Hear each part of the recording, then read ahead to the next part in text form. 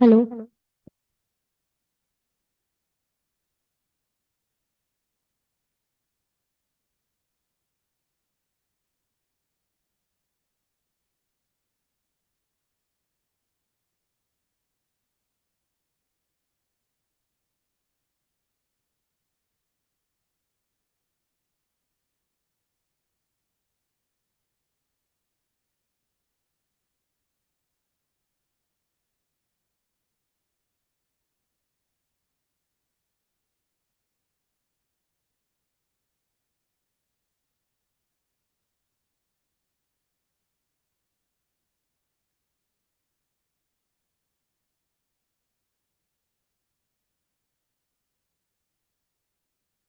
Education is the passport to future.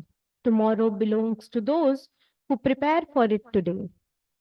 Distinguished guests, Honorable Vice Chancellor Sir, Honorable Registrar Sir, respected deans of different schools, esteemed faculties, proud parents, and dear student of all the batches, especially the batch of 2024. A very good morning to each one of you. Today, we stand at the threshold of new beginnings, marking the commencement of a significant chapter in the lives of our students. It is a day of pride, joy, and reflection. And as we celebrate the culmination of years of hard work and dedication, to begin our ceremony with the utmost respect and reverence, may I request everyone to please raise for the Bijou Kulgeet.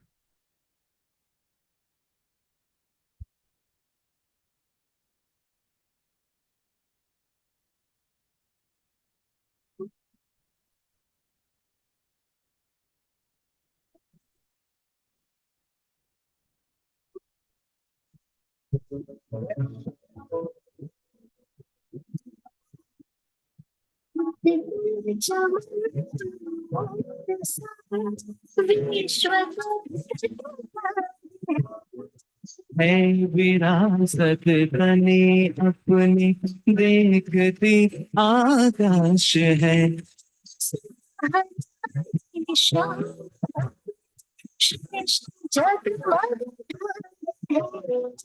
है विरासत तने अपनी देखती आकाश है उड़े जवन उन्मोद सा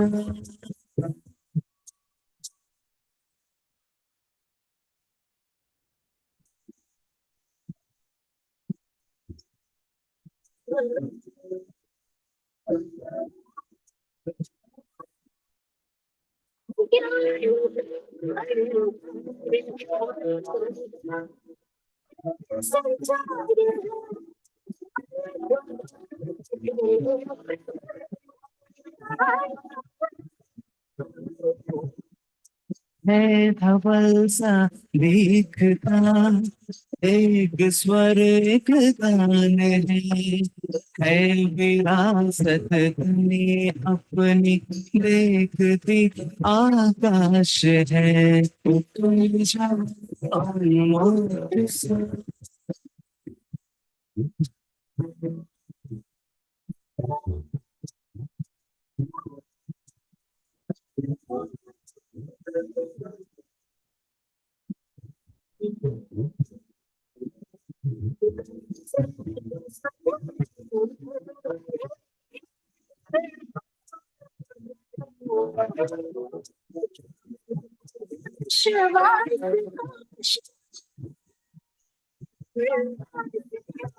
रोशन जहाँ रोशन समा रोशन यहाँ परवाज़ है आत्मनिर्भर हो रहा उन्नत यहाँ रफ्तार है तुम चमन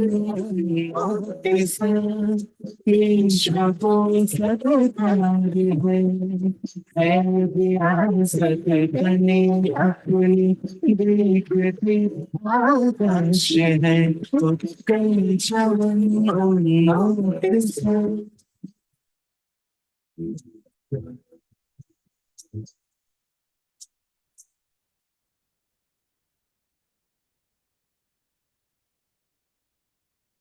Thank you, everyone. Now, now I request our chief guest, Mr. Nikunj Kishore Sundarai, our guest of honor, Dr. Pradeep Kumar Sarkar, Professor P.P. Mathur, Vice Chancellor, Birla Global University, Dr. B.K. Das, Registrar, Birla Global University, Professor Sukanta Kumar Nanda, Dean, Birla School of Law, to come to the dais.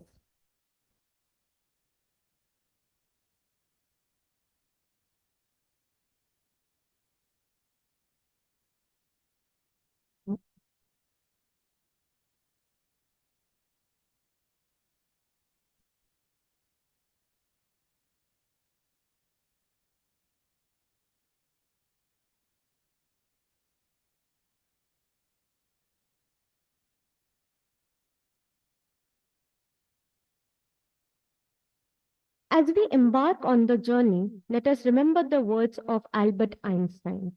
Education is not the learning of facts, but the training of minds to think. In keeping with this spirit, we now proceed to light the ceremonial lamp, a symbol of knowledge, enlightenment, and dispelling of darkness.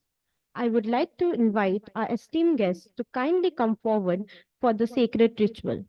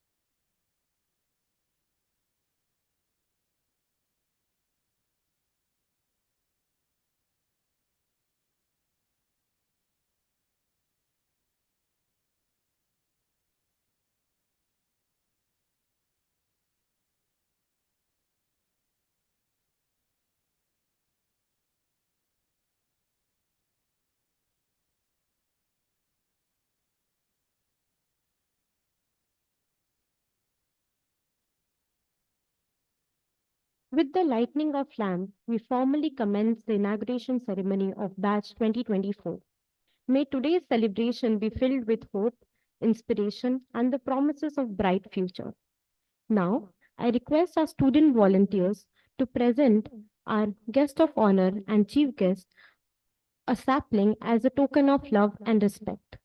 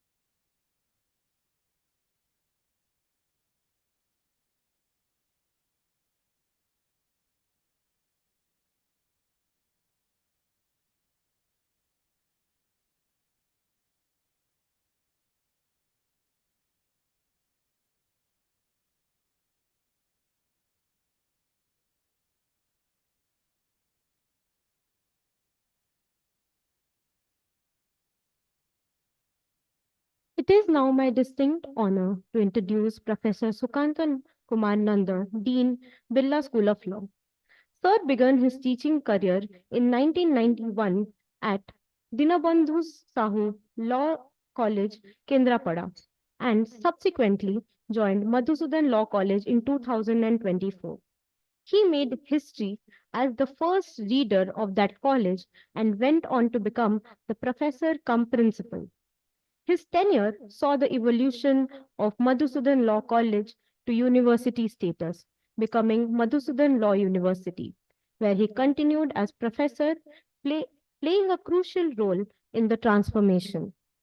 With over 33 years of teaching experience at both undergrad and postgrad level, and more than 25 years of research experience, Sir has been a guiding force for many students. Sir's expertise recognized by national level authorities as well. Sir, we are privileged to have you here today. Now, we request Sir to come and deliver his vote of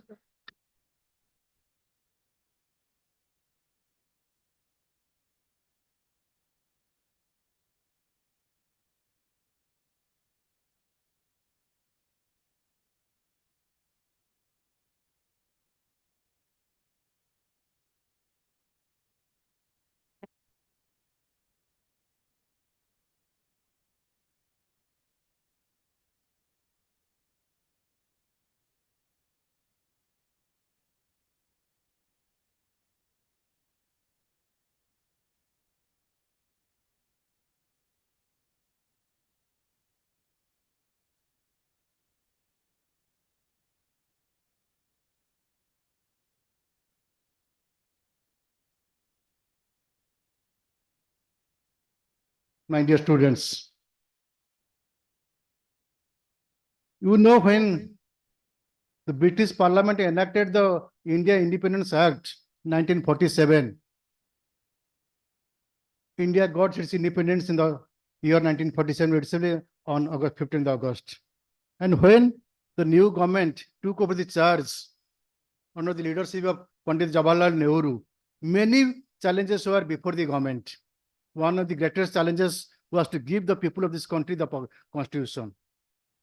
And a constitutional committee was framed. Dr. B.R. Ambedkar was the chairman of that committee, and under his dynamic leadership, we have the constitution, and which has been considered as a living document, which guides the citizens of the country, the administrators, the legislators, the judiciary, and each and every aspect. And we have to fight, or we have to struggle a lot to have this constitution amidst various challenges. And you know, we are in the 24th year of this 21st century. And this 21st century is being considered as the year of information technology. But with the passage of time, the technology changes very fast. Society also changes. When you will be, the students of law, when you will be reading jurisprudence, there is a historical school of thought which says that society can never be static. It changes with the passage of time. Accordingly, law can never be static. Law also changes. And when you say that information which is spreading very fast and it is at your fingerprint tips, it is also spreading very fast. And it is also changing from time. And to cope with the challenges of the society, to cope with the needs of the society, to cope with the requirements of the people of this great country, laws are also being made, laws are also being changing. Our constitution, which we adopted it in the year 1949, it has changed and it has been amended more than 110 times. And some more amendments are still pending before the parliament. So to cope with the challenges, constitution also changes. And taking into consideration the various problems confronting the society, new laws are also being made. Some laws are being amended and new laws are being made. So in this dynamic process of the society, dynamic process of the legal process, everything changes and we have to adapt ourselves to the changing needs of the society, to the changing requirements of the society and needs of ourselves. Coming to you, dear friends, how to rate yourself? Second, how to rate your attitude towards others, because it defines your personality, it defines your activities. How to rate and how to react to others. What is your attitude when we confront a situation? When you confront others, it defines your personality, which is most important, because it is said that your attitude is your altitude. So you have to define yourselves. You have to make yourselves in such a way that you can present before the others, before the society in a very decent way. It helps us to define how we see situations, as well as define how we behave towards the other things or other objects. Because this is the most important thing. It exists in every person's, and it helps us to define our identity and guide our actions. Because through our attitude, through our behavior towards others, towards the society, we express, we present ourselves in what we are. So our attitude is the most important aspect. It is primarily based on the underlying values of us. Attitude are fundamentals, the fundamental determinants of our perceptions. Why? Because, as I said, it determines our personality, it determines our behavior, it determines our attitude to look into the society, to accept or reject the problems which we are facing in the society, and in what way we are reacting when we face others, when we meet others, when we react, or in what way we act with others. It involves a complex organization of evaluative beliefs. We tend to approach, seek out, or to be associated with the things we like, or be associated with the things which we may not like, or we may avoid the things we may not like. This is the various aspects of our attitude. I think you should believe in yourselves. I am reminded of one speech when Barack Obama was contesting for the presidency of the United States of America. His 2 to 3 words, a phrase, just changed the whole scenario, and he became the winner. And what he said, yes, we can. It should be the spirit of our law students, because the society right now demands that, yes, we can. And each and every of the students should say that, yes, I can. Then only you can change the society. You can change yourself. You can change the atmosphere surrounding you. Wherever you may be, wherever you are placed, your attitude will certainly lead you to find a way. It is said that when you confront the society, when you confront any situation, or confront any challenges in the society, you may fail. You may succeed. You may fail today. You may fail tomorrow. But you should try and try. Because Hindi में कहावत है, कोशिश करने वालों से कभी हार नहीं होती. Either वो जीतते हैं और सीखते हैं, कभी हारते नहीं. So try and try. It determines your attitude. And when challenges come before you, in what way you will face, and if you fail, in what way you will bounce back, it depends your nature. I'll give just one small example of a cricket match. It is when you are not born then. It is in the late 80s. It was a first test match between India and West Indies at Kanpur. Gavaskar was the leading batsman in the world then. And Malcolm Marshall, the deadly bowler of the world right then. In the first ball of the first innings, first test match, Gavaskar has clean bowled. And the commentator goes on shouting, out, out, out, Gavaskar is out. On the very fast ball, Gavaskar out. And in the second innings, Gavaskar started attacking Malcolm Marshall. And the captain of the West Indies team was forced to drop Malcolm Marshall. And he started attacking the way 2020 matches are being played today. And after the end of the day, when he was asked, Gavaskar's reply was, attack is the best defense. So my dear friends, when you face challenges, you should apply this principle. You should attack the way, because you have to bounce back. You should not fail. You should not let yourself down. And when you are trying, when you are failing, don't bother about what the society says, because They will not going to save you. It is you and you only can save you. You and you only can come to the rescue of the society. Again, Hindi में कहावत है, कुछ तो लोग कहेंगे, लोगों का काम है कहना. Just ignore that. What they say, it is not going to affect you. You have to go on trying and trying. You will certainly bounce back, as I said, if you go on trying. Hard work always pays. Do your best in everything you do. Your attitude makes the difference. There is no shortcut in the workplace. So, my dear friends, don't never try to be a second-rate citizen of anyone else, anybody else. Try to be the first-rate citizen of yourself. So, improve yourself, improve your attitude, improve your look towards the society, and in what way you have to face the challenges of the society, and in what way will be facing the challenges, whatever may be coming your way. Again, I will finish with a short story of life from Swami Vivekananda.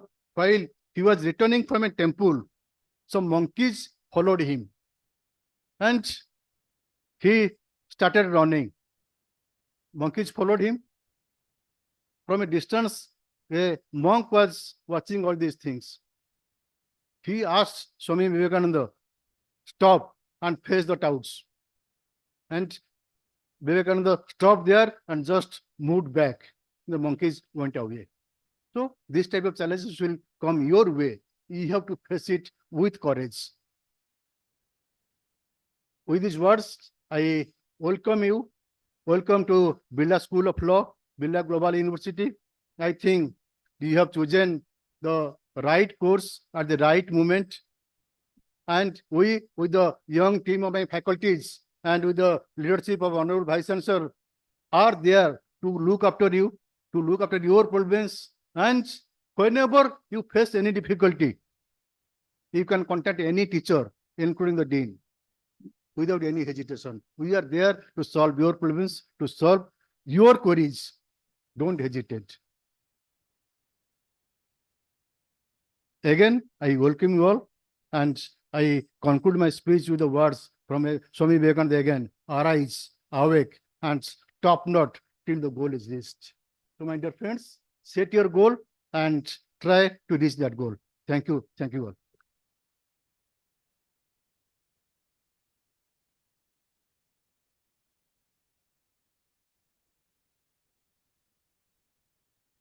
Thank you, sir. We are honored to have with us today Dr. B.K. Das, the esteemed Registrar and Professor of Banking and Finance at Birla Global University, Bhubaneswar. Sir holds a PhD in Economics, an LL.B. and a Diploma in Business Management. He is also a Certified Associate of Indian Institution of Bankers. Sir has an illustrious career spinning various significant roles. Before joining BGU, he served as an professor and an advisor at BIMTech Greater Noida, later becoming the director of Birla Global University, Bhubaneswar. Prior to his academic tenure, he was a general manager of leading public sector bank in India. Sir's initiatives in entrepreneurship, development programs, integrated rural development program, and Prime Minister Rojgar Yojana has a lasting impact. His visionary leadership has been institutional in establishing Birla Global University, Bhubaneswar. We are truly privileged to have Dr. B.K. Das sir with us today. Sir, please come to the dais. Thank you.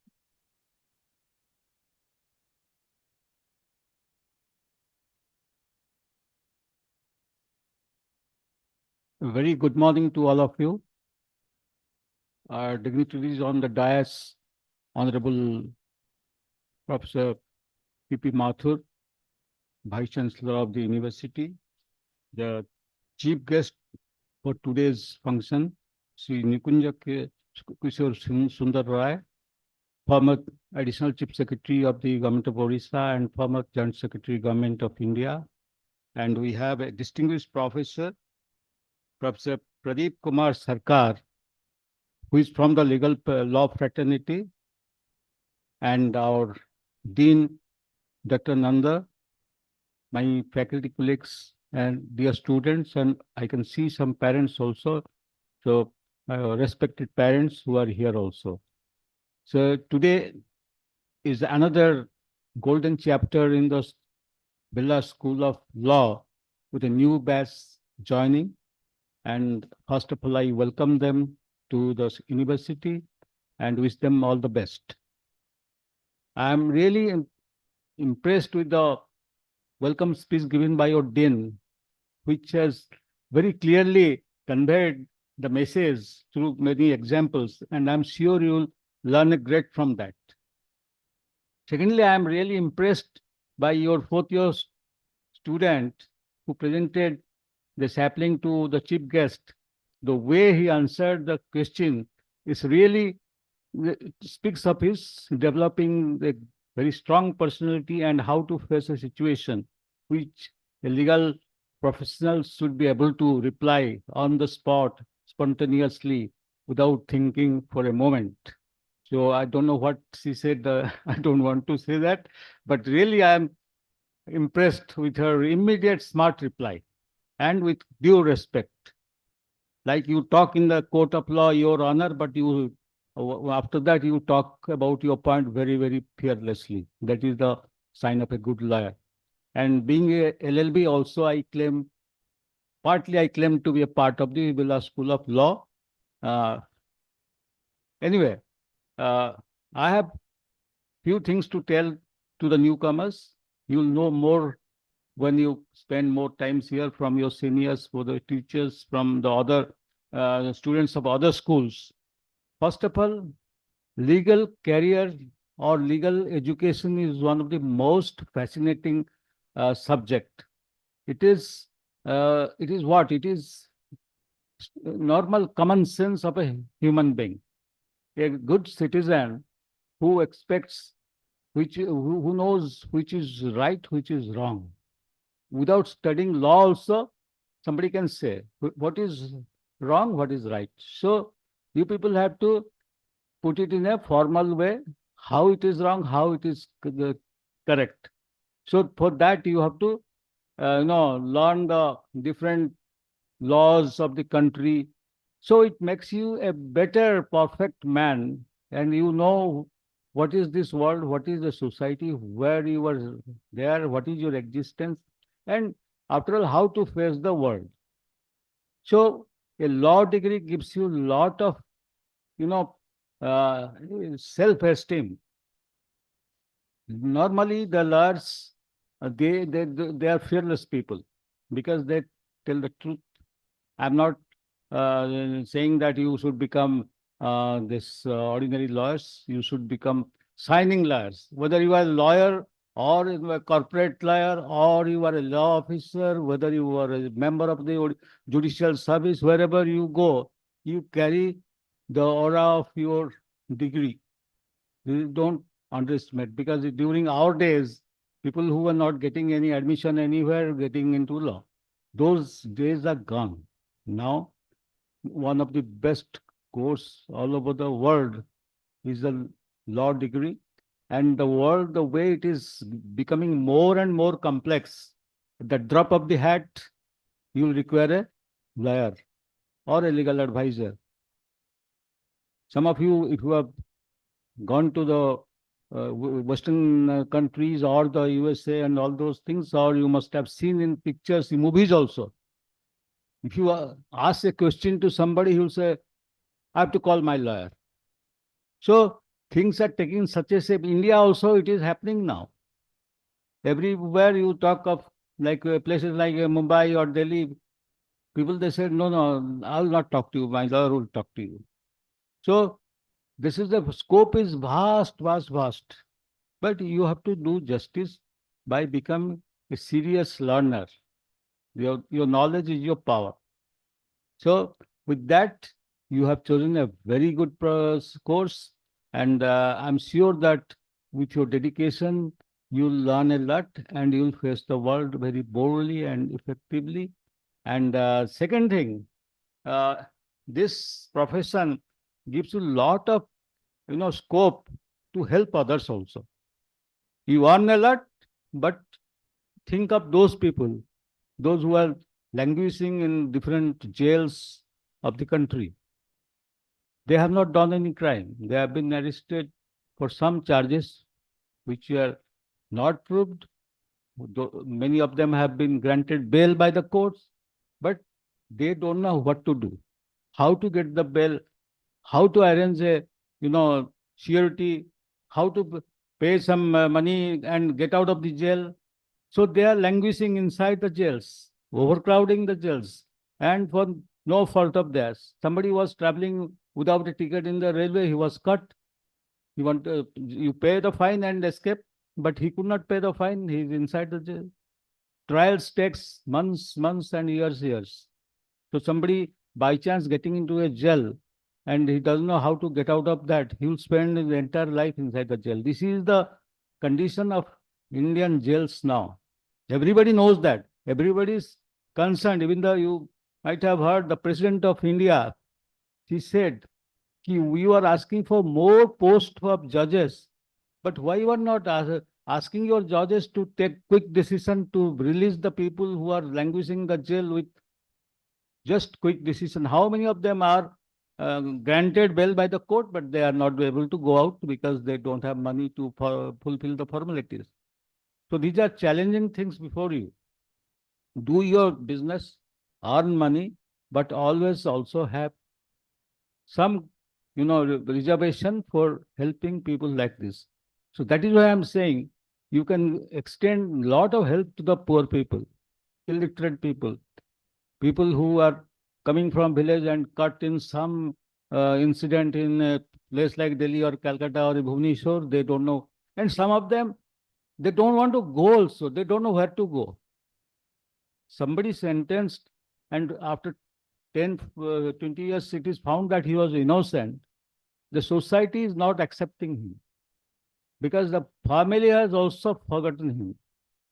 And the villagers, they don't want to get him back to the village because he has already been branded as a criminal.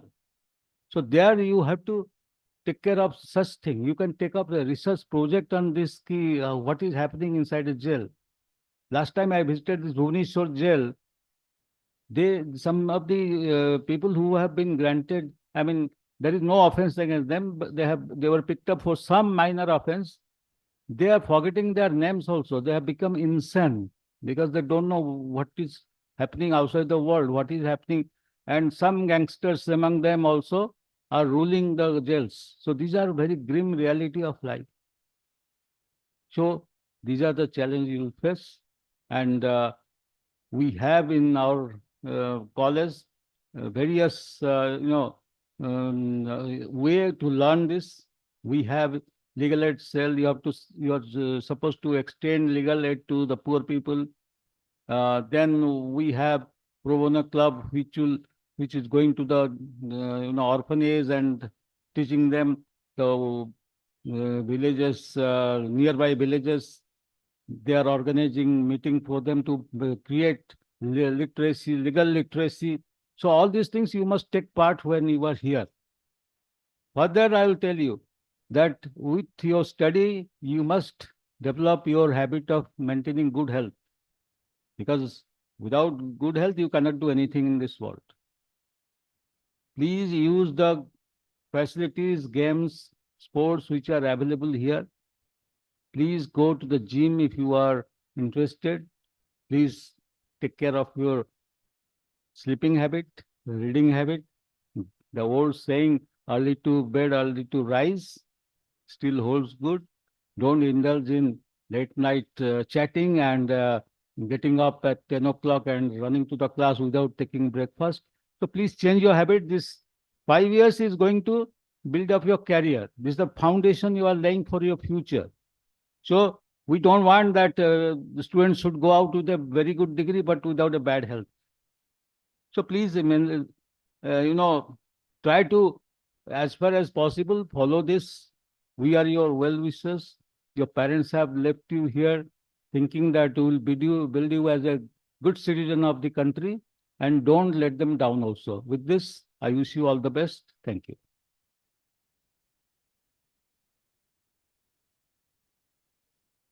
Thank you so much, sir.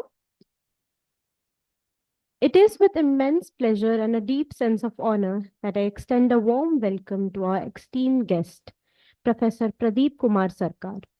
Today we gather to recognize and celebrate the extraordinary contribution of a distinguished academician and a figure and a relevant figure in law. Professor Sarkar's illustrious career commenced after completing his post-graduation degree in law from Utkal University. In 1978, he embarked on the journey as a lecturer at Madhusudan Law College, Cuttack, now known as Madhusudan Law University. In 1996, Professor Sarkar was appointed as a professor at Utkal University, and his tenure there was remarkable. He enriched the minds of countless students and set a high standard for academic rigor. After his retirement from Utkal University, he continued to inspire and educate as he joined KIT University. He has mentored 18 PhD scholars, published numerous articles in respected journals. He has presented over 100 working papers at various international and national conferences and seminars. As a member of a high-level committee formed by Government of Odisha to bring reform in the legal education system, he played a crucial role and made significant suggestions. Known for his high academic integrity, excellence, and student friendly approach, Professor Sarkar has always been willing to help those who sought for advice. His guidance has saved many successful careers, with some of his students becoming High Court judges, judicial officers, eminent lawyers, and academicians. It is no wonder that he is celebrated as the teacher of teachers. On behalf of Birla School of Law, it is my distinct honor to welcome Professor Pradeep Kumar Sarkar. Sir, please.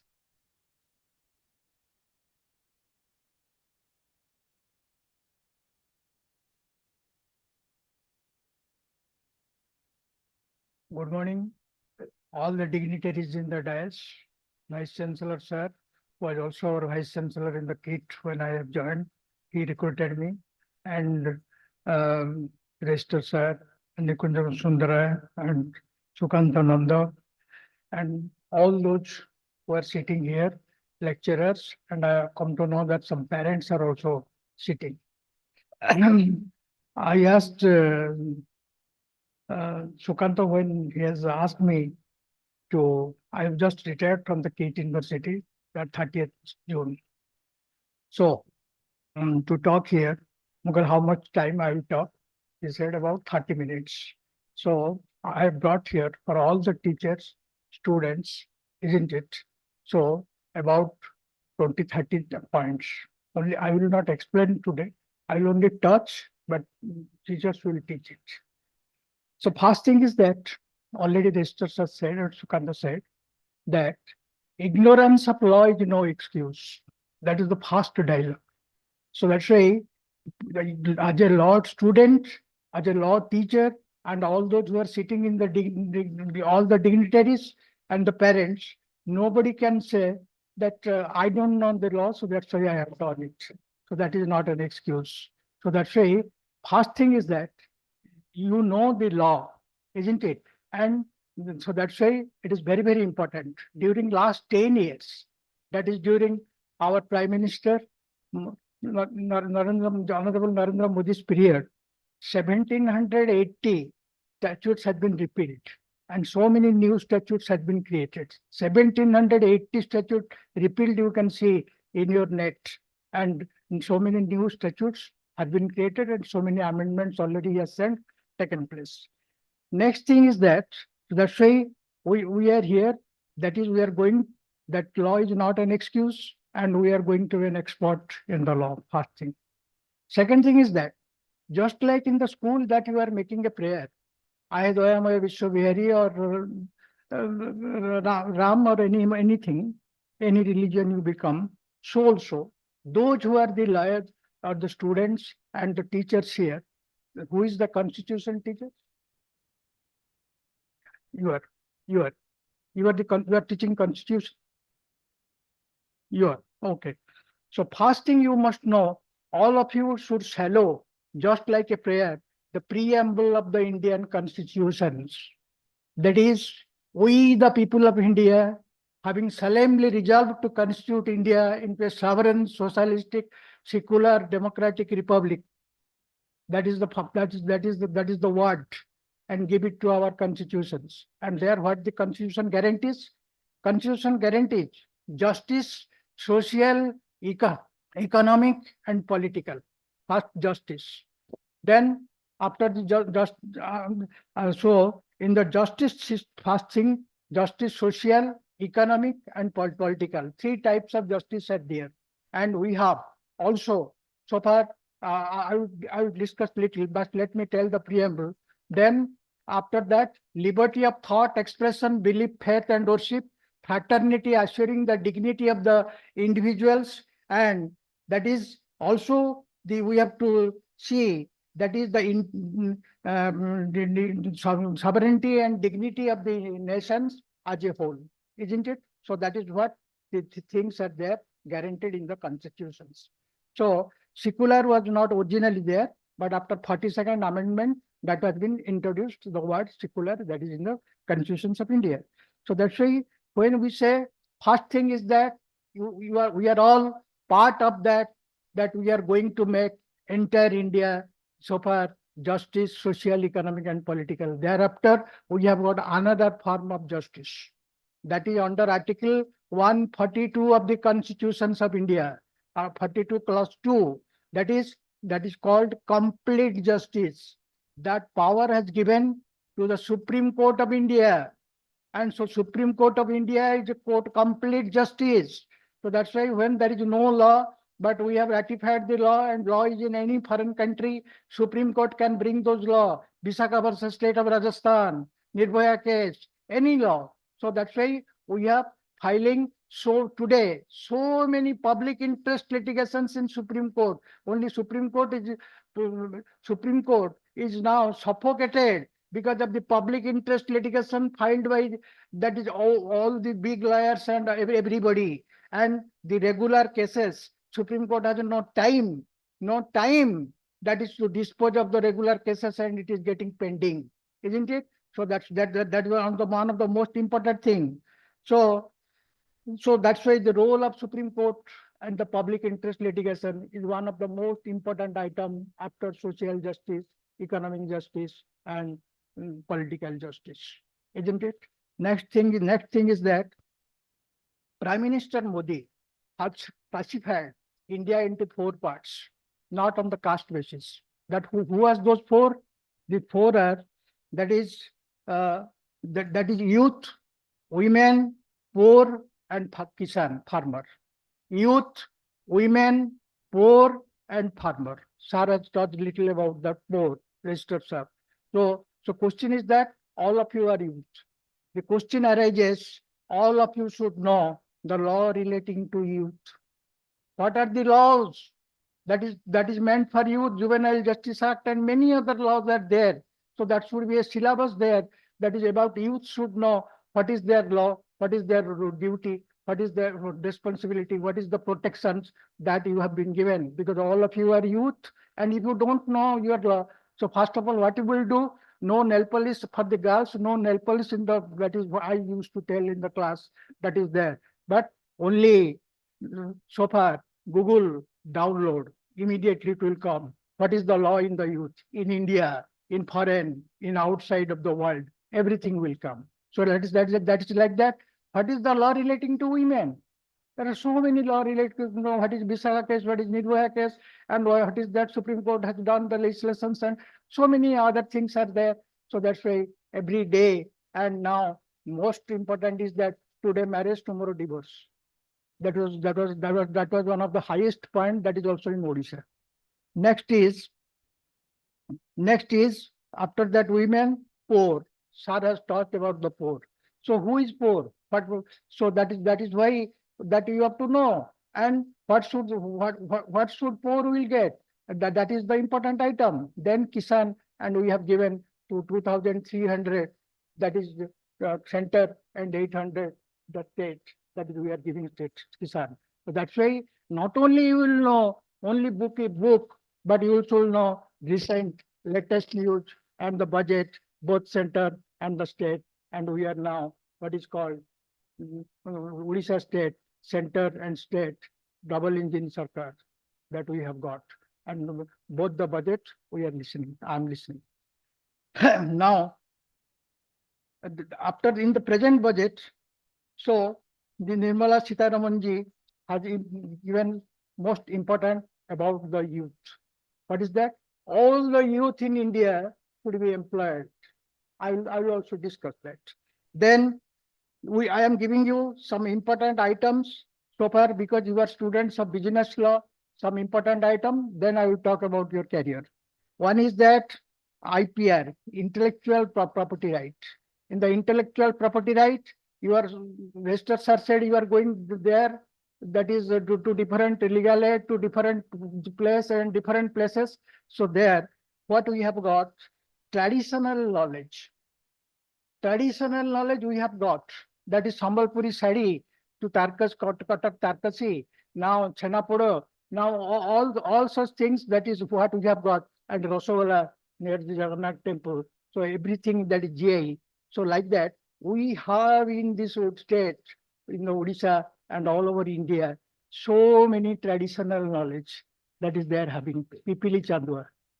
I am telling something of the Odisha. So that how can it become that is intellectual property right, isn't it? So last time when I have come in the NAC, we have a teacher who I don't know whether he's here or not, had made one patent, isn't it? So I was a teacher, also intellectual property right, and I have introduced in the Utkal University and the KIT University PhD, and also teaching to many MBA and many places. Then we have got in the budget one of the most important item that has come, that should be in the syllabus, and some teachers and books should be there in your library. That's also I am telling, because last time I have seen your library and suggested this time also I would like to see your library.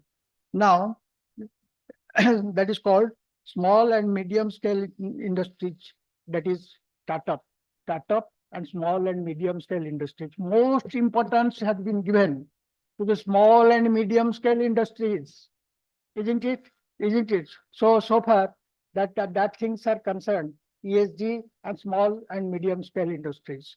So here where internship will be one of the highest, isn't it? That is what I am talking. So that this should be, that is because you are reading BBA, this should be in your syllabus. I was asking some of your students who have visited me and met me whether you know all such things, that is a book is there, at least a reference book that is in your library or not. Small and medium scale industries, what is the data, what is the statistics, and some that is so some persons in Odisha, we have got large number of small and medium scale industries. In Bangalore, we have got large number of small and medium scale industries, isn't it? So that's why that is also one of the important item. And that I have got one student who has done PhD over there also. Now, then comes, we have got giving importance, Mohan Maji and everybody, that is also our Prime Minister, tourism. And Odisha is going to develop tourism like anything. Katak, Bhubaneswar and Puri, the triple state, and all over Odisha, we have got Buddhist Ratnagiri, Udaygiri, and Buddhist giants, and Jagannath temple. This time Utkal Prasanga, that is the Vice Chancellor, Patak, has written how many Jagannath temples are there all over the world. In which state, how many numbers. She has given an article completely, and ISKCON, that is also they are telling. So there, tourism is developing in every temple and every place. Buddhist joins here in South Khandagiri, Udaygiri, and all such things.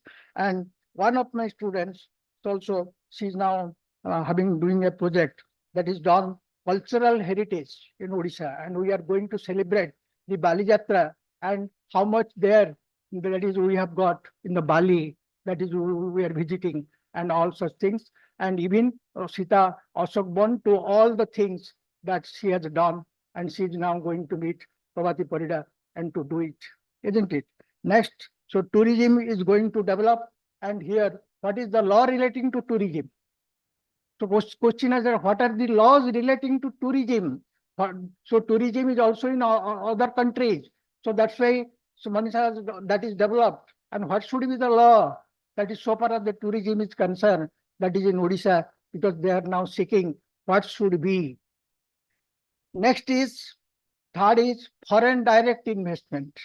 Now we are talking about foreign direct investment. This should be also your syllabus should touch, and that is any thing that is foreign direct investment. With Nirmala Sitharaman ji, 5% discount, 30% tax they were giving, 30% that is over, now 5%, already 35%. So much foreign direct investments are coming to India. And I have got a scholar who is now in NLU, Ranchi, who has done on the foreign direct investment. We don't have law so far as the foreign direct investment is there. But persons, that is industries from China to their visiting, that is, we have a law in Vietnam, that is foreign direct investment, not in India. India is lacking still, and we are also going for arbitrations and other things. And very soon we are going to have a law that is on the foreign direct investment. And what will happen? Now in the foreign direct investment and Indian investment, those who are big industries, they are going to have a relations, that is small and medium scale industries and startup.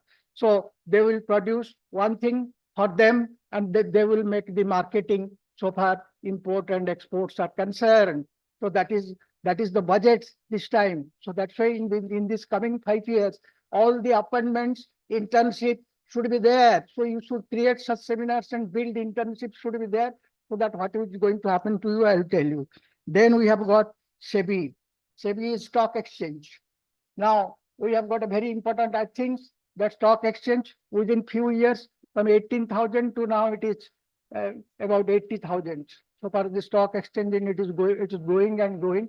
Now up to 31st December, there's so many advantages are there. So stock exchange, and every day you will open the TV, mutual fund sahi hai. But not only Sachin Tendulkar and Dhoni and others are telling, but that is there. So what is the law relating to mutual fund and stock exchange, which you can do by sitting at your home and by yourself if you have got some capitals and something, isn't it? Even if you are earning very few, so that can be done. So that's why that should be, SEBI should be, one of my scholars are also done, that is the PhD on the SEBI, that is on stock, that is mutual fund. What is there in the other country? What is in India? And why we want to go from 5th economically nations, that is to 3rd economically nations, we are very soon going, and to compete with China and all the European countries. That is what the Prime Minister Modi has said.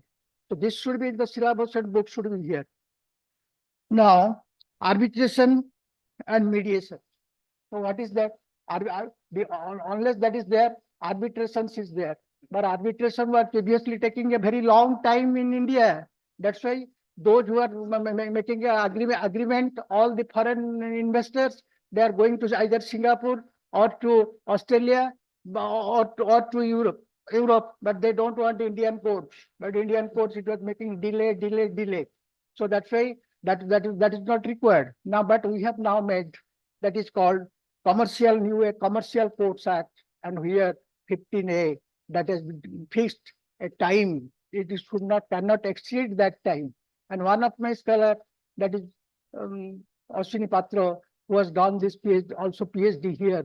So that is what she has got now in the that is in the Bangalore Electronic City. He has become Dean and Director. He is also LL.B from London, isn't it? So that is what it is there. So these are the areas where it should be in the syllabus, and teachers should acquire it, and all of you should point to, your fingers should be there and get the knowledge. So what is that?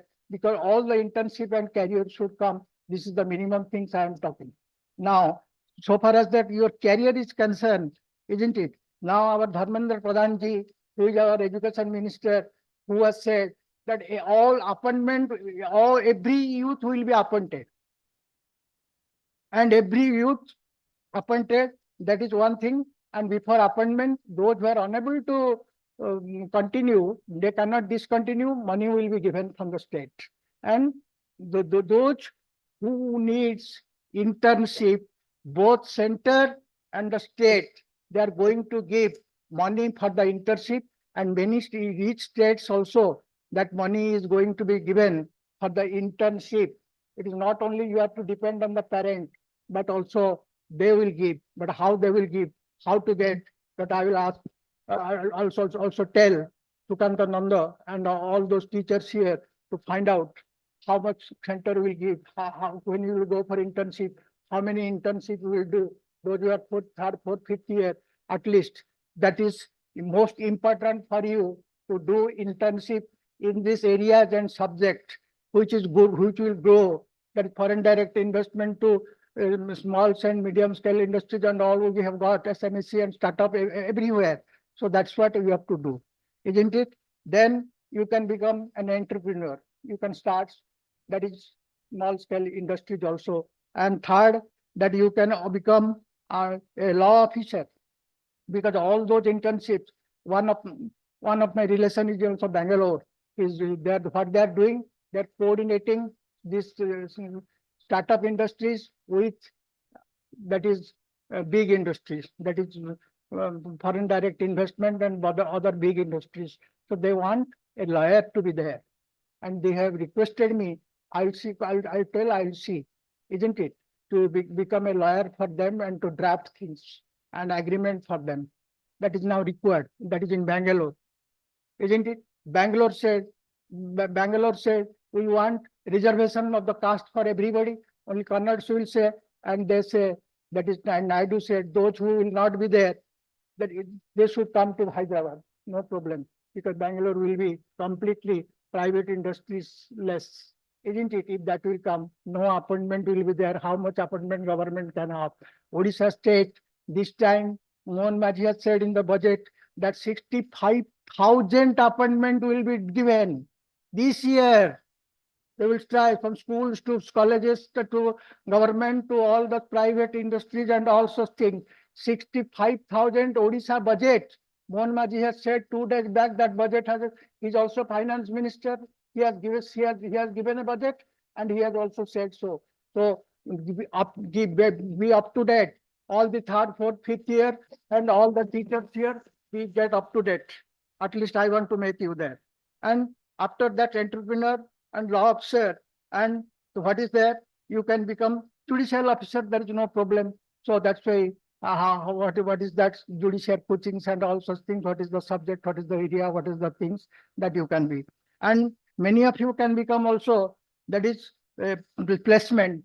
That is placement requires that you may be law officer, and if you know that is small scale industries and startups and these things, so immediately your placement will be there. You will work both, because I know I am the oldest person, all among them sitting here, isn't it? 46 years already I have worked, isn't it? So that's why I am telling you that you are more efficient. That is in, what is that? That is so far. What is that industry? That you are all of the young, more efficient. What is that?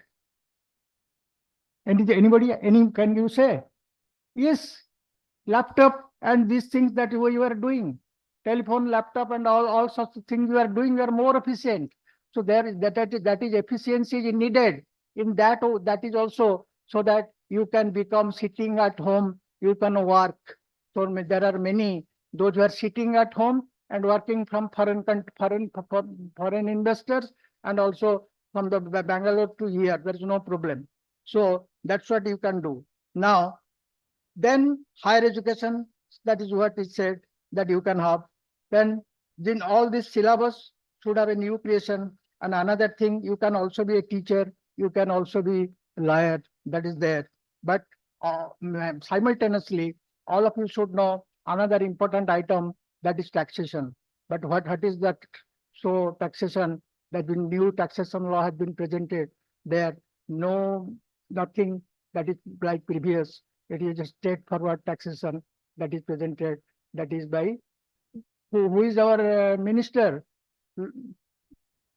finance, Nirmala Sitaraman. Nirmala Sitaraman ji. So you can become everything. So please keep it in your syllabus. Please keep the book there. Please download from your Google. Please make class seminars on that subject. What we used to do, that is so far the third semester is concerned, that is and there to every 3 students, that is, it has many students, 60 students, we used to do every 3 students, one subject has been given before what is there in the syllabus. Every subject has been distributed prior, before the teacher teaches. And the students should come ready and present it in the class for 15 minutes. Thereafter, the teachers will say, and the expert teachers will come and say the applications and other things. So that's why you should not come and just listen, and your brain will be somewhere and nothing is there. And teacher will come and just see, and something that is in the laptop, and they will show an application is not there. So that's why we want both teacher and both students should have been there, and one senior teacher should also be there to be called in just to point out these type of applications that we are doing in the kids. That's why efficiency is increasing, and during placement and internship, the things are getting better and better, isn't it? So just my time is over. What I said last, the register said, attend the form and then perform. Thank you.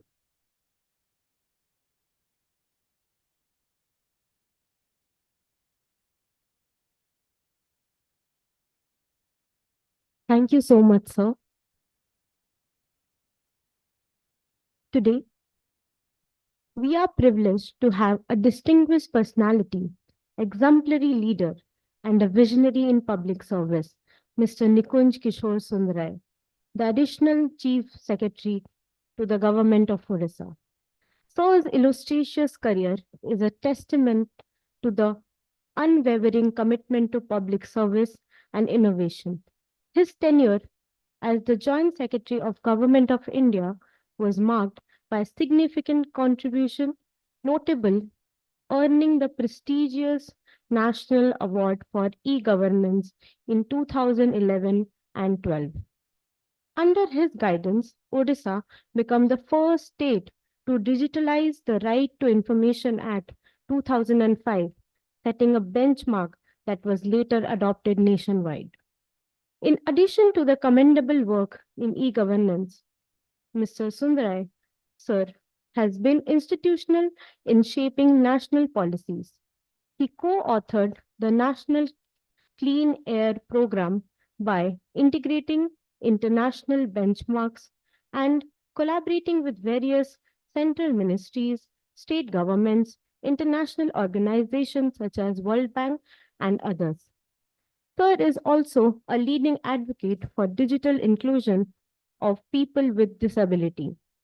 Sir's achievements are a score of inspiration for all of us in his vision, dedication, tireless effect, and has brought about transformative changes in various sectors, setting high standard for public service.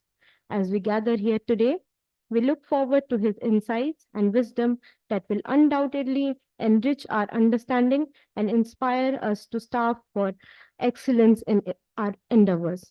On behalf of Birla School of Law, I extend a warm and heartful welcome to Mr. Nikunj Kishore Sundarai.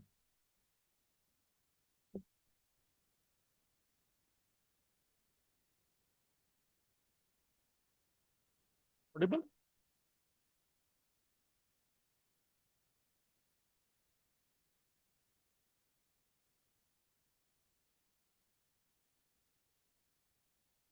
Honorable Vice Chancellor, sir, the Dean of this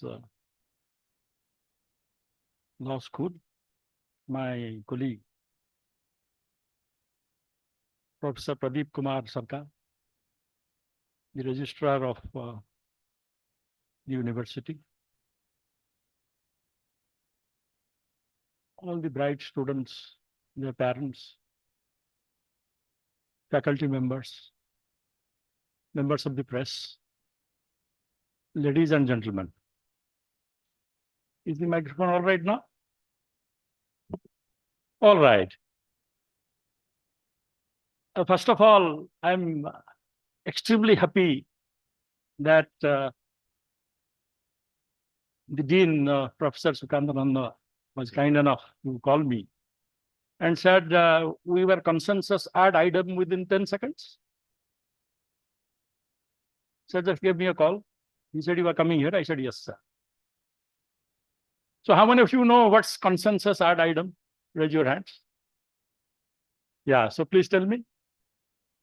Yeah, absolutely, absolutely. And the lady behind you, you raise your hand first. Yes. Yeah. Meeting of minds, thinking about the same subject in the same sense. So therefore, when I was told that I will be interacting with such bright minds as all of you, so it was an opportunity that one never misses. And also one never stops learning.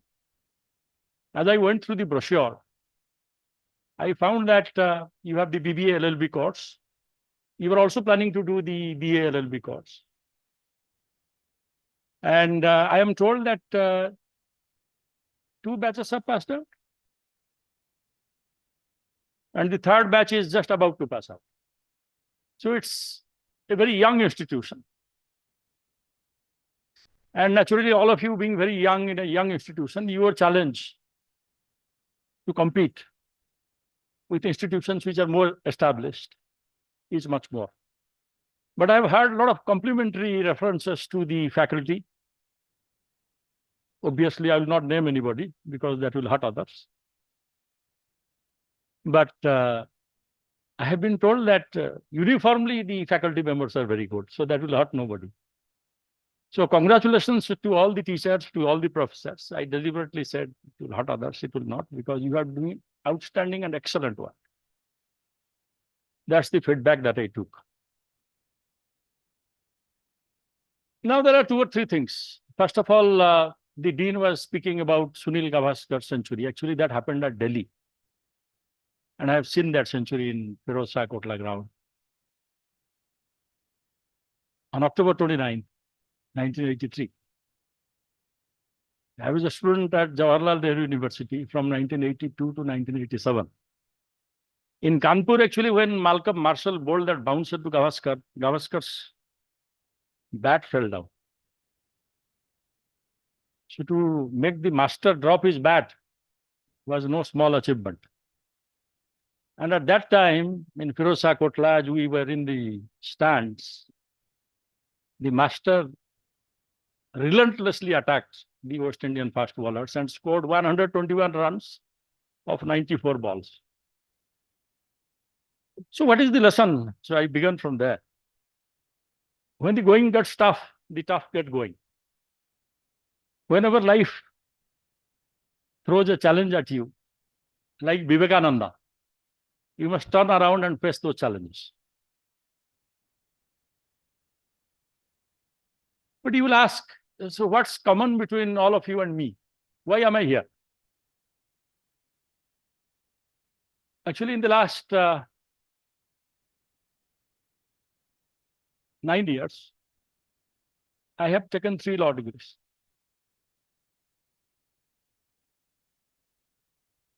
And my attendance in class was always the highest. I have attended classes with students who are slightly older to you because you all come after +2, isn't it? So I did my 3 years LL.B honors at Utkal University from 2015 to 18. Then I went to Delhi, where I was joint secretary. So I did my postgraduate diploma in international law and diplomacy from the Indian School of International Law, which is just in front of the Supreme Court in Bhagwan Das Road. And then I thought, since I did my LL.B honors and I did my postgraduate diploma, why not do an LLM? So I applied for admissions and I did my LLM from the University College London in 2020-21. And my specialization was international banking and finance law. And my 3 papers were international investment arbitration, international commercial arbitration, and international finance.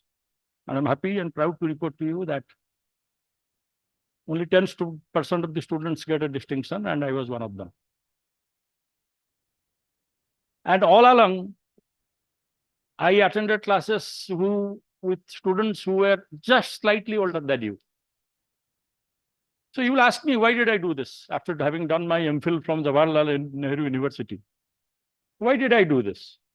You know, what came upon me to put my entire life savings and study this? So that is the point between all of you and me. I am not saying this to tell you how great I am, which I am not. I am saying this, that there is anything that you dream to do in life, you can do it at any stage in your life. And your life is only beginning. After coming here, after +2, most of you must be, at the beginning, first year students must be 17, 18 years of age, isn't it? So the oldest student would be around 22, 23, not older than that. So therefore, if you are 22, 23, that means you are born in this century, because we are in 2024. So you are born 2001, 2002, 2003. The point I'm making is this, my dear friends, this century will be the Asian century. And this is not the first Asian century. I'm deliberately going slow. I can go much faster. This century in which you are born, and mark my words, each one of you will see the next century. Like Gavaskar, you will be hitting a century, and then you will remember me. Why am I saying this? Lifespans are increasing. At the turn of independence, life expectancy in India was a mere 37 years. 37 years you could just live and then wither away. Now it has reached. Who can answer? Please answer. So, we must interact. What is the average life expectancy of Indians as on today? In between that, you can Google and find out. They're around 67, right? 65 to 70. And by the time you hang up your boots, it will reach 100. All of you are going to see the next century. And as I said, when you reach the next century, you will remember me, because I told you first. So many people, you will see that government of Odisha Additional Chief Secretary retired. So if you retire at 60 and you live till 100, what are you going to do? Make the life of your spouse more difficult. Teach your grandchildren, then they'll say, no, grandpa, I know more than you. Believe me, that is true. All of you know more than us. Every single one of you knows more than me. Do you know what I'm saying? After I had done my +2, I was not as good as you are today. So therefore, if people are saying you are retiring 60, but you live till 100, there comes the theme of lifelong learning. The journey that you have begun after +2 in this university, in this law college, is just the beginning. If I could take 3 law degrees in the last 9 years, and I traveled to London when COVID was at its peak. So people said, you are mad. During the American Civil War, there was a general who was very, very good. So your vice chancellor was telling me, he said, nobody gives you power. First law of power is you have to take it. So this general, he was so good, naturally others were jealous of him, isn't it? So they went to Abraham Lincoln and said, "Sir, this general is mad." And you know what Lincoln said? He said, "Oh, is he mad? I hope he bites some of you." Why? Because you'll also become mad, and I need mad generals. So the point is this. When COVID hit, I thought, what should I do?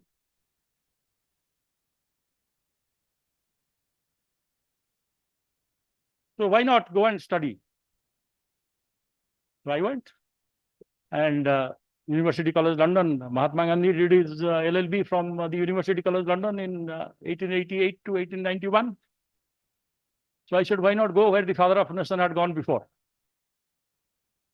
So that is the first point I want to tell you, that you have to plan for a life of 100 years. You have just started 18 to 23. Therefore, never get frustrated with anything in your life.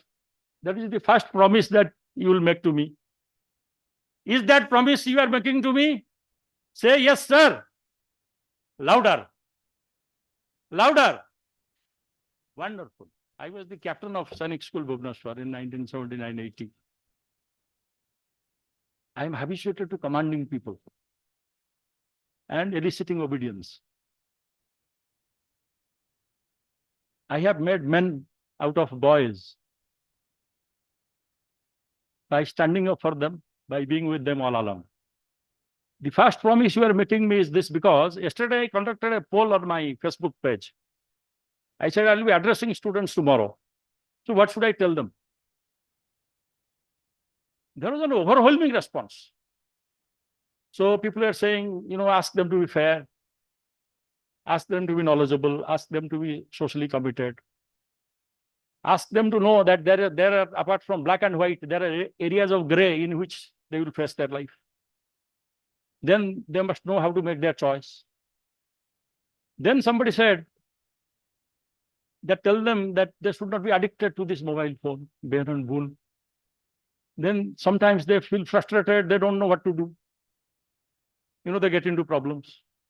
So advise them that they should do this. And then, of course, there was a lot of suggestion regarding careers and things like that. So why did I do a Facebook poll before coming to meet you? Because I care for you. You are the future of this country. See, we depend upon you. Tomorrow, one of you might become my lawyer. And we meet at the court and you said, sir, you remember you came to BGU and you had said so many things. And now, sir, I am here to help you. So you can help a lot of people. And law gives you the opportunity that you have multifarious ways of planning your career ahead. You can do anything. Therefore, this is the time that you must spend well. You must plan properly. I am told that the university has got some excellent facilities lined up for the students. Even when COVID was there, the university couriered books to the homes of the students. Is that true? So congratulations. No other university had done it. And you get books for the full semester. It's energy nahi, the energy nahi hai. Yes, sir. So when I was your age, now you will say, what is the gentleman saying?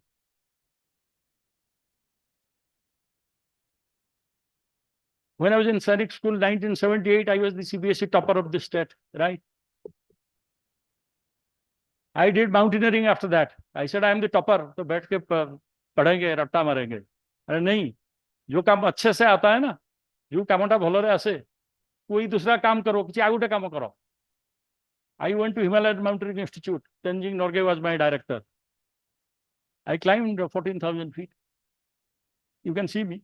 I can climb now 14,000 feet. No issues. That's another thing I'm telling you. You can climb 14,000 feet. You can be the topper. You can do your LLM when you are 58, 59. No problem. Not an issue. So all those things you can do. The Banshu had gone to pick me up. Devanshu, where is he? Devanshu. I was asking Devanshu that when you are from Rajasthan and then you are coming to Odisha, so what are your first thoughts? So he said, I was very afraid. Then some people told me कि वहाँ पे कुछ problem भी हो सकता है, तो क्या करें? Then he came. Then I asked him, how do you feel today? He says, no, I don't feel like leaving.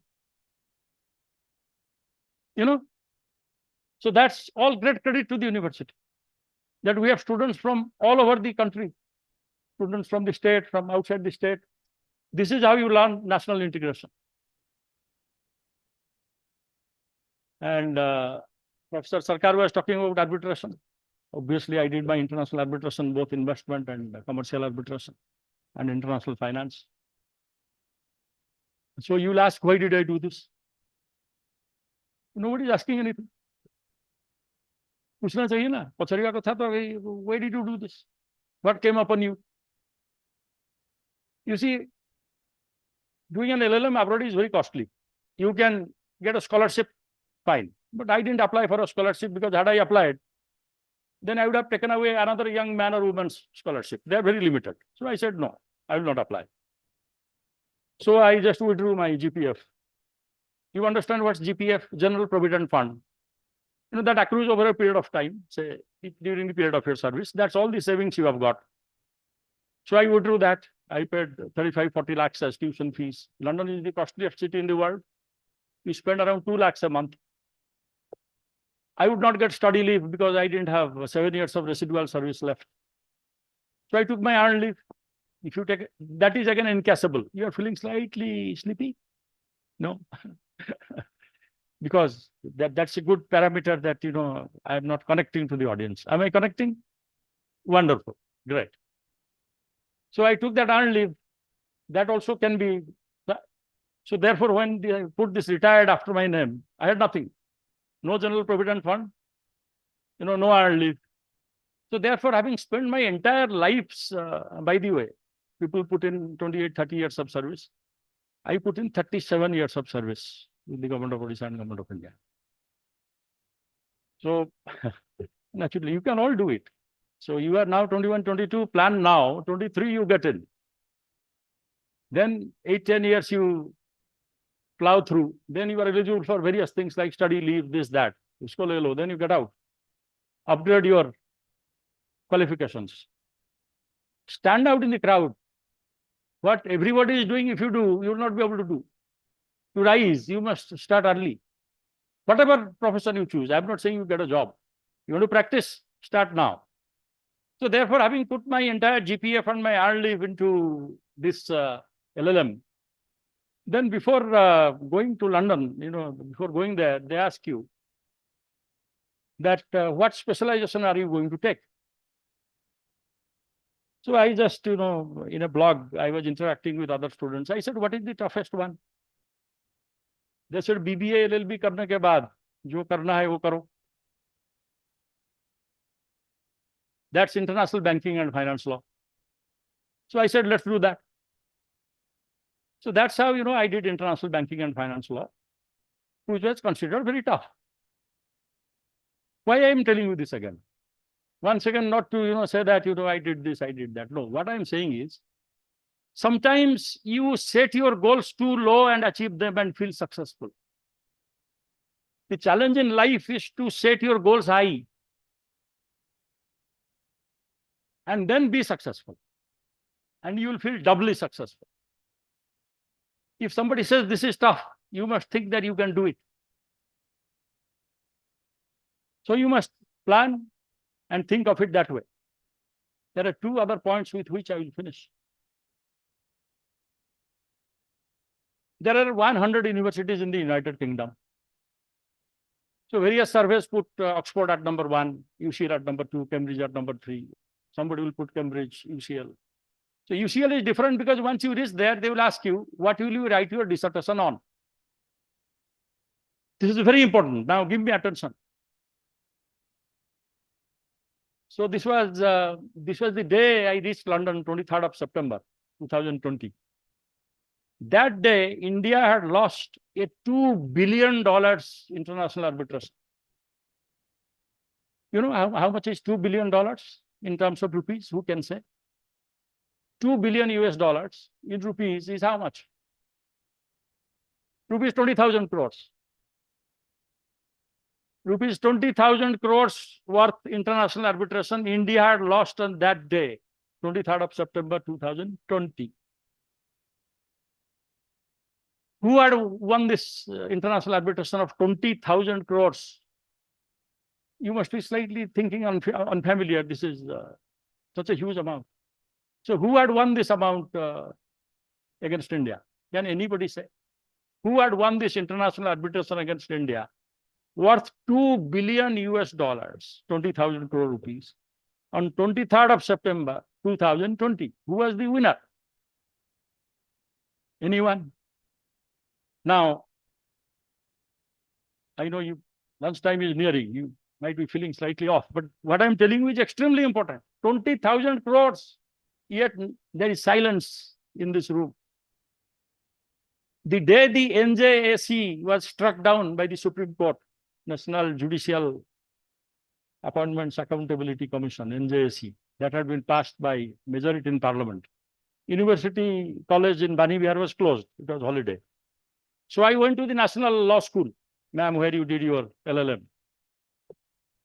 So I went to the National Law School in Cuttack. So I thought, such a, a legislation that had been unanimously passed in Parliament and half of the state legislatures. 99.99, probably Ram Jethmalani was the only one who had deferred. So that was struck down with the Supreme Court. What did I expect? Why did I go to the National Law School? This is very important again, I'm telling you. I went to the National Law School because I thought the campus would be abuzz. The campus would be abuzz. Students and teachers milling around and saying what has happened. Was the Parliament right or was the Supreme Court right? Both can't be right, obviously, right? Can both be right? No. But I found life goes on. There's class on estoppel, you can't go back on your word and things like that. And people are milling around. And I met registrar, vice chancellor, not a word from any student or any teacher. What I'm telling you is extremely important. How many are from Odisha? Please raise your hand. Okay, good majority. So I will first say in Odia and then I will translate. Don't worry. This is the difference between Pothi Baigono and Bari Baigono. There is difference between the brinjal that is in a photograph and the actual brinjal that grows in your garden. The problem with our academics is that we are too much into Pothi Baigono. So we don't get into Bari Baigono. अरे भाई NJAC गोटे judgement parliament pass करथिला ताकू supreme court struck it down NJAC जो judgement pass हुआ था उसको strike down कर दिया सुप्रीम कोर्ट ने और चारों तरफ सन्नाटा I remember that dialogue from Sholay यहाँ इतना सन्नाटा क्यों है भाई had it been again don't mistake me, had it been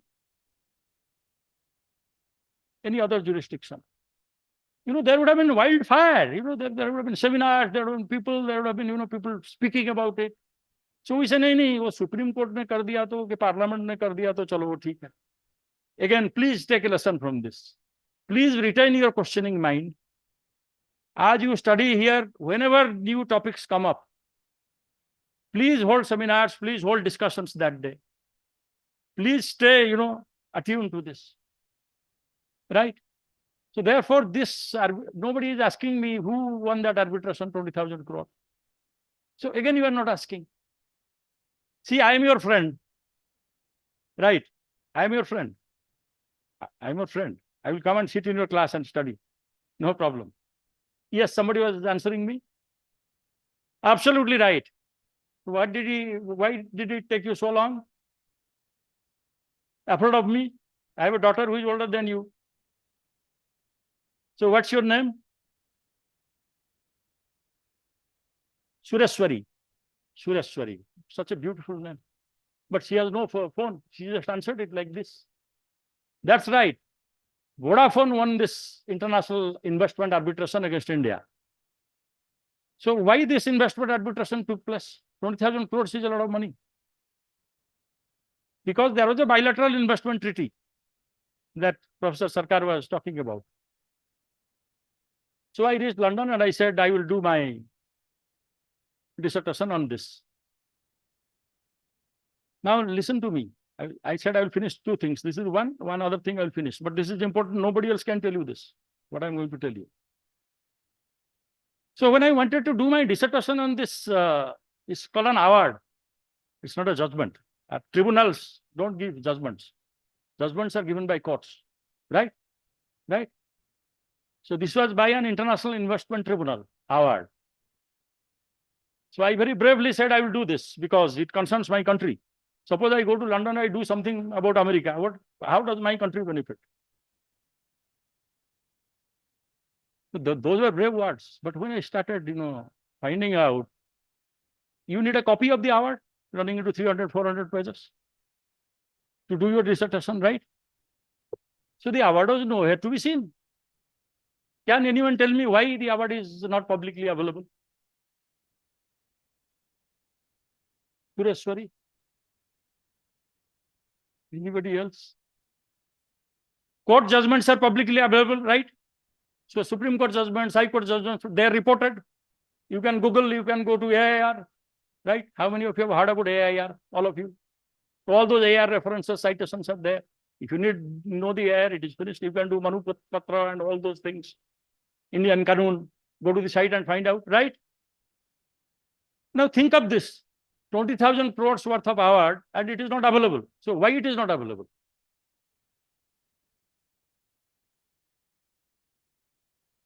Yes, ma'am. Aditi? Absolutely right. Wonderful. Because it's a private dispute between the two parties, which is decided by a private tribunal, constituted with the consent of the parties. After the tribunal passes the award, it dissolves. It is functus officio. Because it's a private dispute, privately resolved, therefore, the award remains private. Am I clear? What? Yes, sir. Say yes, sir. Whereas courts are public institutions. That's why courts are public institutions. That is why it is called open court. You can go and attend any court proceeding. Nowadays, security, all that, it takes a little bit of time. You can go and attend Supreme Court, no problem. And that's why judgments are publicly available. Then the Cairn award came on 21st of December. I did my dissertation on that. So you will ask me, how did I get it? I could not get Vodafone, I couldn't do. 21st of December 2020, we lost another international investment to Cairn Energy. I wrote my dissertation on that and earned a distinction. 6 international arbitrators, 3 in the Vodafone case, 3 in the Cairn case, had unanimously ruled against India. Unanimously. Please understand what I'm saying. My supervisor was Professor Robert Volterra. He's a Canadian, but based in London. There are 20 people in this world who control the entire international investment arbitration. 20 people. He's one of them.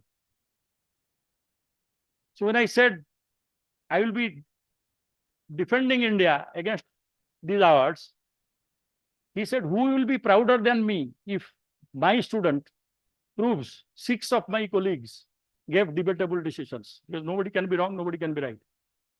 Things can turn on very small matters. So all these arbitrations, 6 arbitrators, whatever award they had given, I wrote my dissertation opposing them, and their colleague awarded me a distinction. Now you will say, why did I not publish it? That I will tell you in private. Right? So all that I'm saying is, as a lawyer, as a corporate lawyer, as a judicial service officer, as a civil servant, whatever you choose to do, never think that this is a mountain that I can't climb. If you are convinced that a case can be defended, you will find a way of defending it. That is something you must never forget. So now I will conclude. I think I have taken enough of your time. Who was the greatest legal mind that this world has seen? Our law comes from there via common law to India. It comes from Rome. The laws of England are extracted from the laws of Rome. And that has in turn influenced our law. I am not saying totally, because Indian law has extremely been strong. Family laws and things like that, and resolution of disputes, it was always there. There was also basic civil and criminal law. During our emperor's time, when there were land disputes, was some Englishman coming to decide? No, we were deciding. So I was asking this question, who is, I've given you a hint. So obviously he belongs to ancient Rome. So who is that great legal mind? Considered the greatest legal mind in the history of law. Any guesses? One of them? Yes. Socrates was Greek, yes, but good guess, because Socrates had other, Socrates was the teacher of Plato. And Aristotle was the student of Plato. Socrates, Plato, Aristotle. Plato had an academy. By the way, who closed, since you have taken me to Socrates, who closed Plato's academy? Justinian too, who codified the Roman laws. He look at this great man. He codifies Roman laws, but closes down the academy. Now I am finishing, too much time. Finishing now. Once Plato's academy was closed by Justinian, the Dark Ages descended upon Europe, and it took 1300 years for the Dark Ages to lift. Never ever close down a library, never ever close down an institution. Let the Birla Global University flourish. If anybody ever comes here to close it down, call me. Call me. And there are very few people in the state who would like to face me. I will always be your defender. I will always be with you. His name is Cicero. Write it down. Do a Google. I will give you my mobile number, WhatsApp number, or whatever group that we do. Cicero. How many of you have heard of him? Okay. So now I will conclude by saying why he is the greatest. I will give you a quote from Cicero. Many are already Googling. I will end with this, and you will know why he is the greatest legal mind. In 2 sentences, you will know why Cicero is the greatest legal mind. He says, the law is the silent magistrate. Understood? The law is the louder. What does he mean?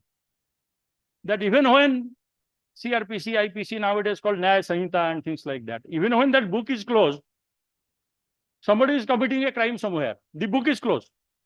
But is he liable or not? You will say, all the CRPC books were closed, IPC books were closed, I am not liable. That's because law is the silent magistrate. Even when you are asleep, the law is operating.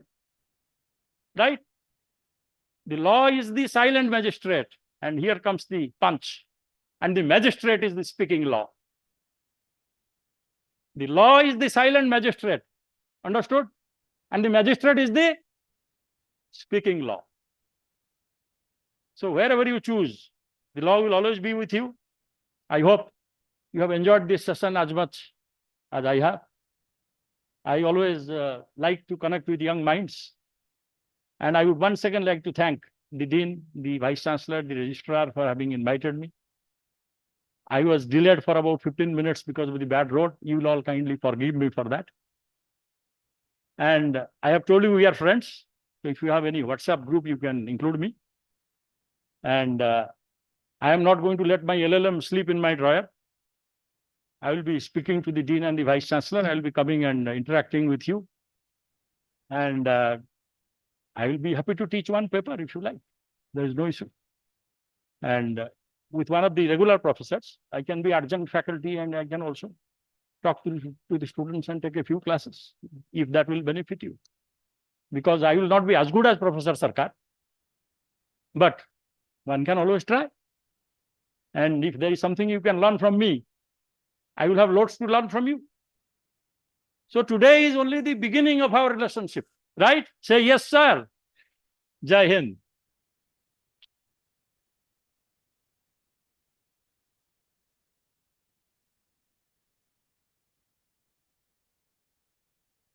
Thank you so much, sir. Now, I request Dr. Bhavna Sharma, ma'am, Associate Professor, School of Law, come to the dais for the Pledge of Honor code, which will be recited by the students. So I request all the students to rise.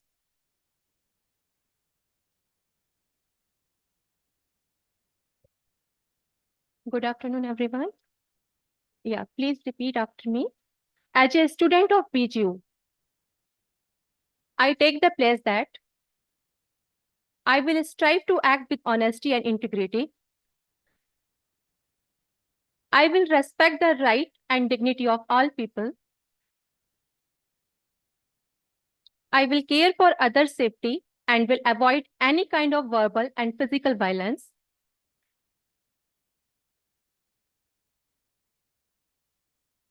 I will provide truthful information to the university about my personal background.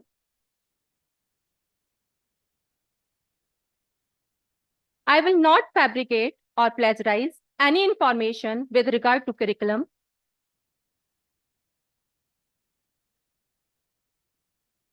I will always act in a lawful manner and not participate in any unlawful activity such as ragging, indulging in consumption of intoxicating substances.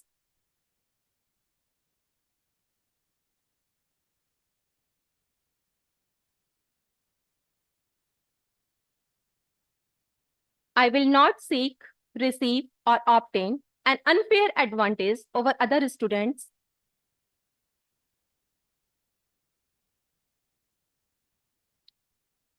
I will personally uphold and abide in theory and practice the values, purpose, and rule of the BG Honor Code.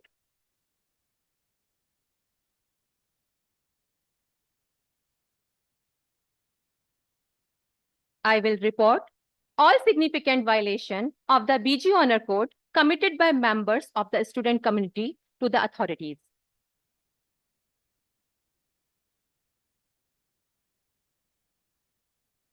Thank you.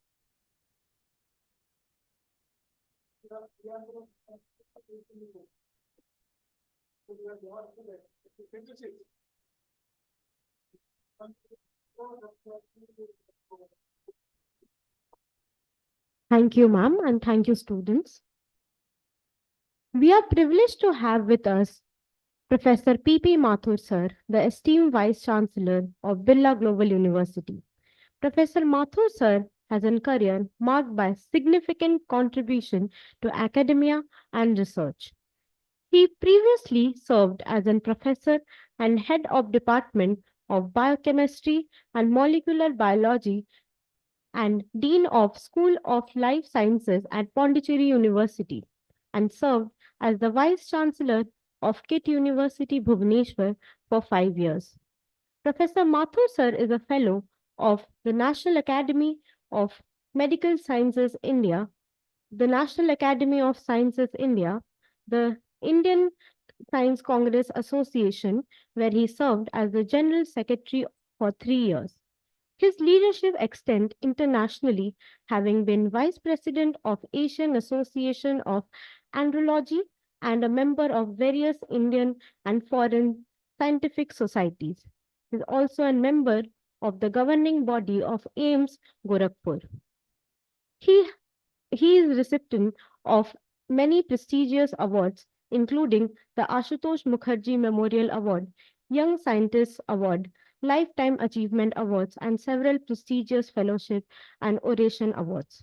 We are truly privileged to have Professor P.P. Mathur sir with us today. I request P.P. Mathur sir to deliver his presidential address. Sir, please.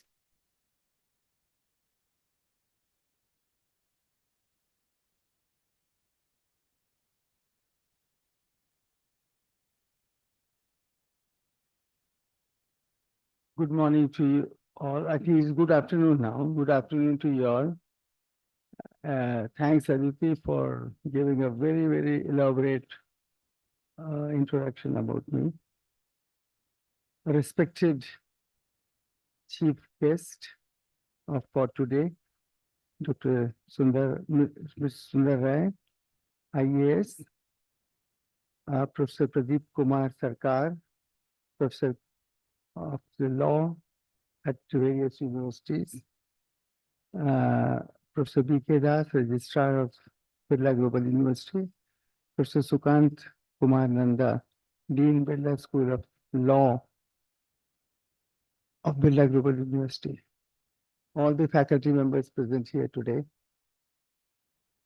parents, students, and ladies and gentlemen. Well, I think it was such a nice lecture given by our chief guest that after that hardly much remains to be said. But as a customary, I would welcome you all to our university, and I'm thankful to the parents also who have decided to put their wards this university. And I really do not know what was the motivation of all of you to put to come to this university, but certainly I would say that you are at the right place and maybe at the right time. As it has been told that this generation has to see many things. It is not alone the number of years. It is about the kinds of developments, kinds of changes which will happen, and the expansion, if not explosion of knowledge. It will be a great time to be in. I only wish I would have been at least 20 years younger than what I am today. But I am telling you that the kind of things which I envisage that would be really happening, and you should be lucky to be born at this time and be here at this time. Well, you have chosen law. I think law is one of the disciplines which covers or envelopes every discipline on the earth. There is no science which is left, no arts which is left. Nothing is left. So that means your responsibility becomes extremely high to understand the whole knowledge as if you are more knowledgeable, you would be a better lawyer.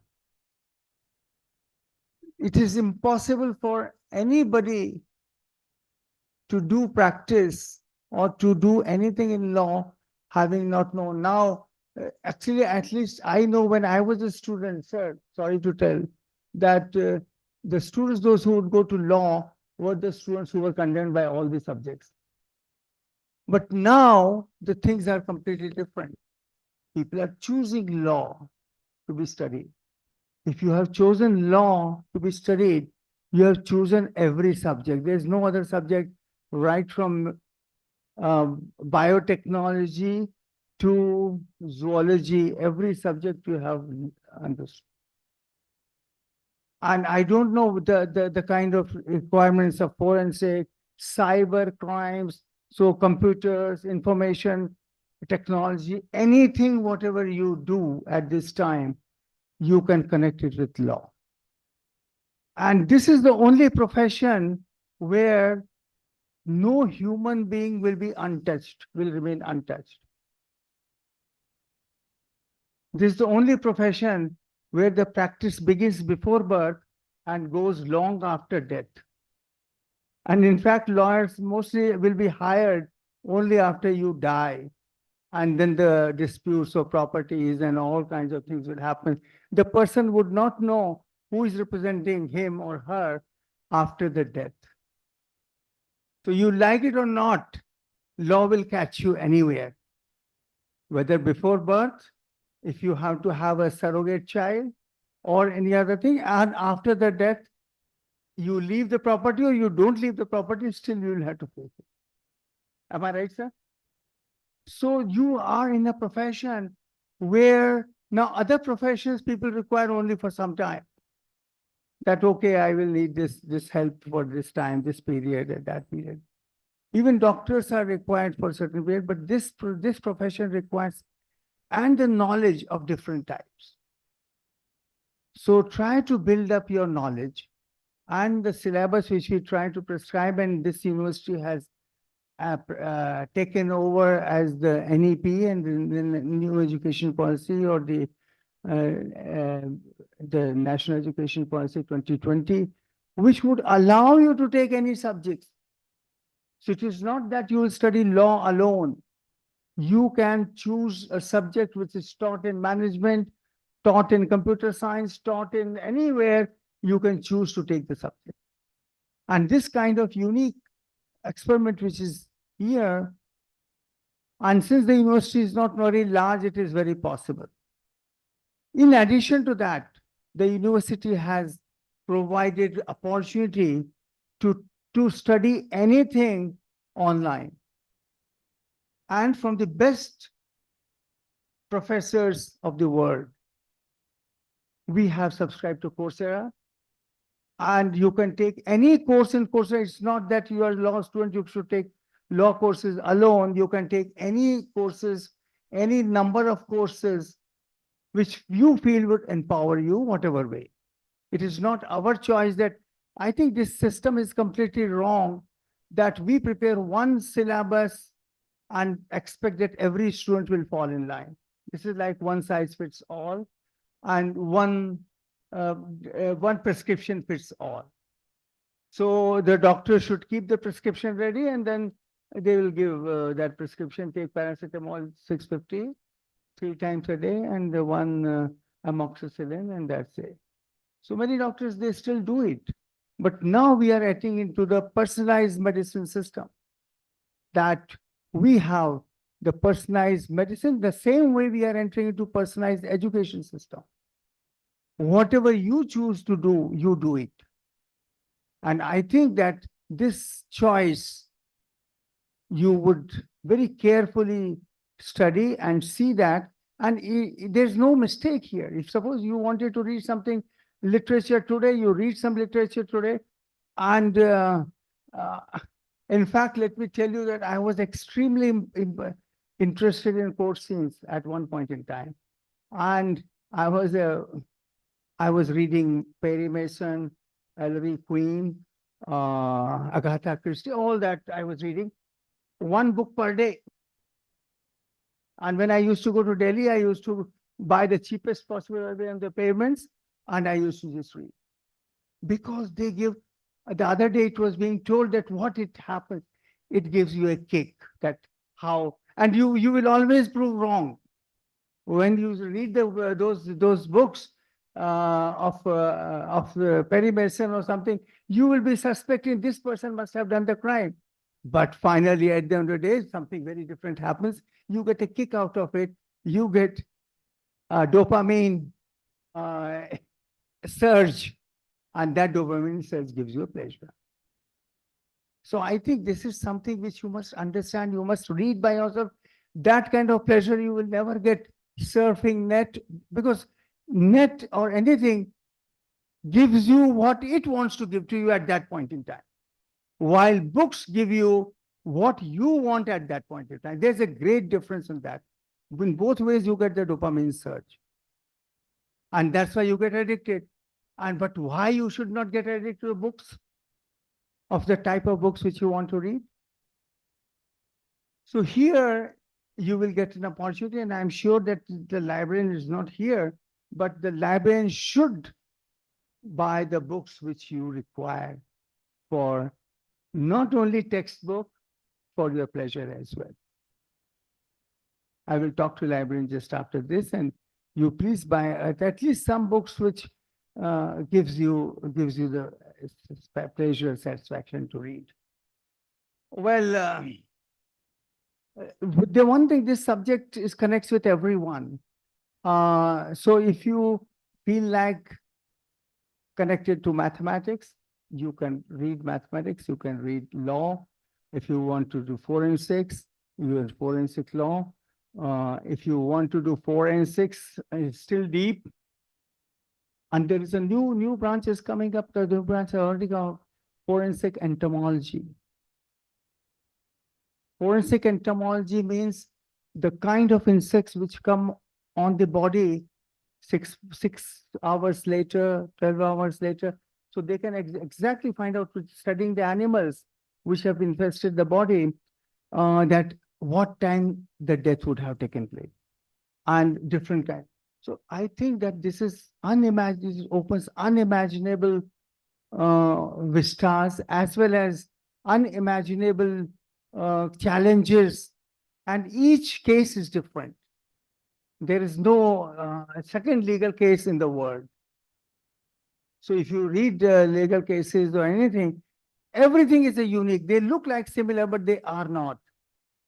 So please see that you get used to this thing, and that's why, as our chief guest was saying, continuous learning is the only solution. We have to learn again and again. Sometimes we have to unlearn something, relearn something, and I hope that you will be loving it. But believe me, there will be no profession where you can do without continuous learning. It is not law alone. Every profession will have to continuous learning. Get ready for that, and I think the university will provide you all the facilities for whatever you have come here and joined this place, and you have put your trust here. And I'm thankful to you all for being very good listeners, but be good question person also. So the teachers would like you to be listeners, but I would come to the classes sometime, and if you are sitting like this, I think this is something problem with you. So ask questions, and that is the OA learning. Thank you so much.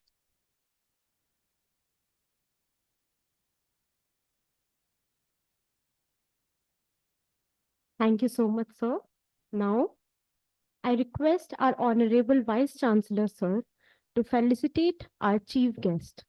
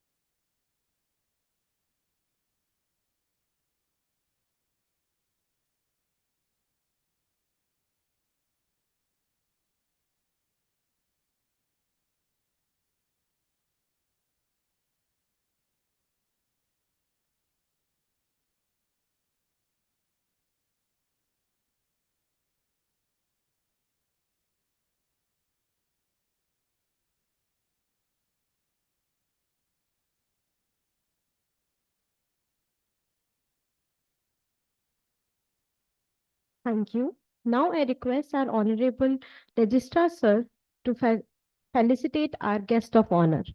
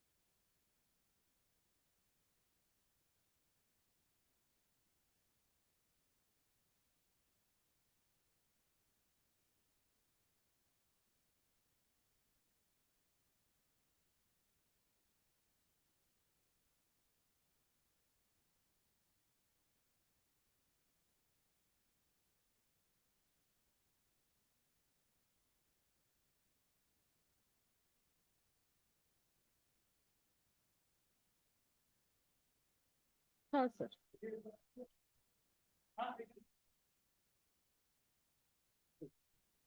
I request all the faculty members to please come to the dais for a group photograph.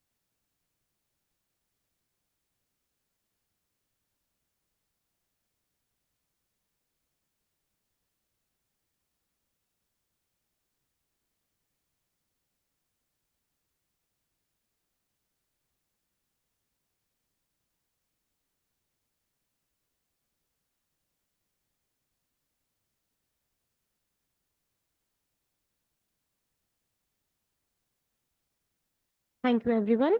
Now I request Mr. S.S. Nanda, sir, Assistant Professor, Birla School of Law, to deliver the vote of thanks.